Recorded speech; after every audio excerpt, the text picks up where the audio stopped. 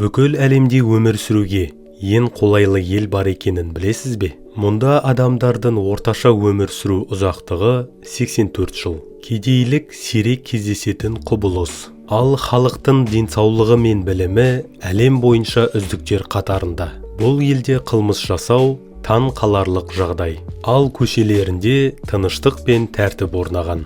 Ең қызығы, бұл елде 4 ресми тіл бар. Бірақ адамдар бір-бірін өте жақсы түсінеді. Балалар мектептен бастап болашақ мамандығына дайындалады. Ал дәрігерге кезекке тұру қиын шаруа емес. Себебі бәрі жолға қойылған. Бұл елдің экономикасы тұрақтылықтың символы. Олар мұнай сатпайды, алтын қазбайды. Бірақ халықтың табысы әлем бойынша ең жоғарғы деңгейде.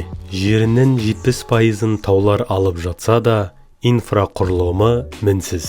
Қоғамдық көлігі дәлдікпен жұмыс істейді. Ал бұл елдің атауы сапа мен сенімділіктің синониміне айналған. Бұл елде соңғы 200 жылдан бері соғыс болмаған. Халық бір-біріне сенеді. Жүйе адам үшін жасалған. Ал мемлекет сенім мен тәртіпке негізделген. Бұл Швейцария мемлекеті. Бүгінде әлемдегі ең дамыған елдердің бірі.